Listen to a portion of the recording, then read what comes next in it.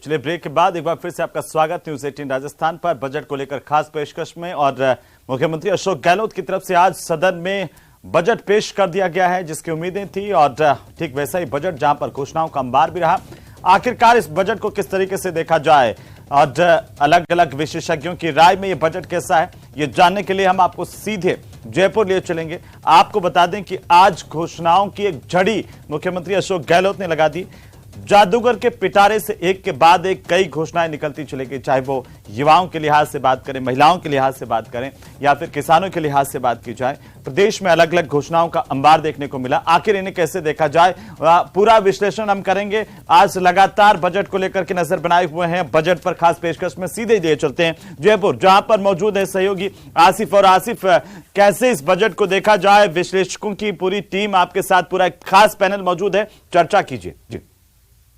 हेमंत, बिल्कुल जिस बात का इंतजार पिछले 6 महीने से जिस बजट को लेकर एक जो लगातार कहा जा रहा था सरकार की तरफ से, वो बजट आखिरकार आ गया।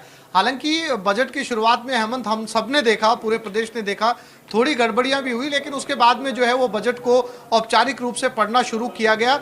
और इस बजट में बहुत सारी ऐसी बातें हैं हेमंत, जिसको लेकर बार बार मुख्यमंत्री आगाह कर रहे थे कि इस बार का बजट जो है वो बहुत बेहतरीन बजट होने वाला है। और उसके बहुत सारी हाईलाइट्स भी ऐसी जो है वो सामने आई है। अब सबसे पहले तो ये जानना जरूरी है हेमंत की जो विपक्ष है वो इस बजट को कैसे लेता है, और इसमें जो हाइलाइट्स हैं उसके ऊपर हम जानने की कोशिश करेंगे। हमारे साथ एक बड़ा पैनल इस समय जो है वो न्यूज 18 राजस्थान के स्टूडियो में मौजूद है। सबसे पहले उनका परिचय आपके साथ और उसके बाद में उनकी प्रतिक्रिया। सुनील भार्गव जी हमारे साथ हैं, बीजेपी स्पोक पर्सन। हमारे साथ स्वर्णिम चतुर्वेदी जी हैं, कांग्रेस स्पोक पर्सन। हमारे साथ पीछे सर्वेश शर्मा जी हैं, ये प्रदेश अध्यक्ष हैं रोडवेज कर्मचारी संघ के। इसके साथ ही हमारे साथ हैं हरेंद्र चीमा जी, आप कृषि विशेषज्ञ हैं।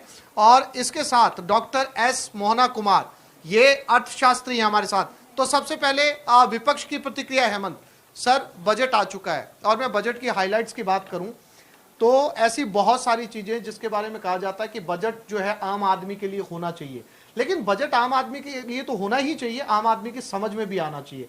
तो क्या इस बार ये आम आदमी की समझ में बजट आया है? उज्ज्वला योजना के तहत 500 रुपए का सिलेंडर, महिलाओं के लिए रोडवेज बसों के अंदर आधा किराया, 100 यूनिट बिजली फ्री, ये आम आदमी का बजट है। अशोक गहलोत आम लोगों के घरों में घुसने में कामयाब हो पाए?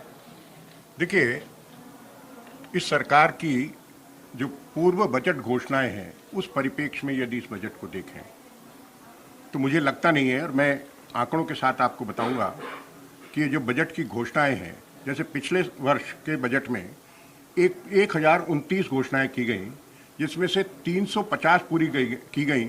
उनमें से भी 300 योजनाएं वो थी जो केंद्र पोषित थी। 4 साल की लगभग 2700 घोषणाओं में से 60% घोषणाएं पूरी नहीं हुई हैं। इस परिप्रेक्ष्य में जो भी घोषणाएं इस बजट में की गई हैं उसका एक आधार अपने को देखना पड़ेगा। आज राजस्व घट रहा है, जो 2022 में 2,32,000 करोड़ था वो 23 में, लेकिन सीएम ने कहा कि आर्थिक सुधार हो रहे हैं राज्य में। आर्थिक सुधार क्या हो रहे हैं, कहने से नहीं होता है, आंकड़े उनके ही बोल रहा हूं मैं। 2,15,000 2023 में हुआ और 2,33,000 2024 का प्रोजेक्टेड है। अब अगर ये राजस्व होगा और खर्चा 2,60,000 करोड़ के लगभग होगा हर वर्ष, जिसमें से 2 लाख करोड़ रुपए खर्चा प्रशासन, कर्जा, ऋण के भुगतान पर होगा। आप कहना चाह रहे हैं आमदनी अठन्नी, खर्चा रुपया? मैं कह रहा हूं आमदनी 54 और खर्चा रुपया। और कर्ज का आकार क्या हो गया है, जो 3,40,000 करोड़ के कर्ज 2018 में थे, सर आपकी 6,50,000 करोड़। आपकी शिकायत ये है कि जो घोषणाएं की गई हैं वो पूरी नहीं हुई हैं। वो घोषणाएं पूरी नहीं हुई हैं और जो इतिहास है उसमें उन घोषणाओं की कोई विश्वसनीयता नहीं है। तो आप ये कह रहे हैं कि इस बार जो बजट में घोषणाएं की गई है वो पूरी नहीं होंगी? उनमें विश्वसनीयता नहीं है। कितनी पूरी होंगी ये तो आगे का समय बताएगा।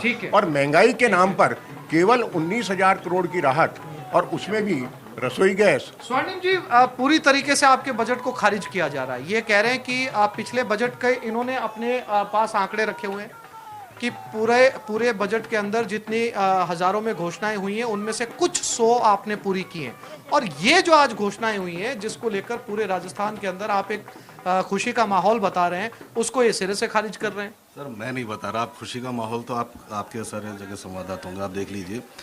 भाजपा कार्यालयों को छोड़ दीजिए, वहाँ मायूसी मिलेगी आपको, पूरी तरह से मायूसी, चुप्पी, सन्नाटा। बिल्कुल आसिफ, ये चर्चा लगातार हम जारी रखेंगे, जानने की कोशिश करते रहेंगे कि आखिरकार इस बजट को प्रदेशवासी किस तरीके से देखे। लेकिन अभी हम सीधे लिए चलते हैं राजधानी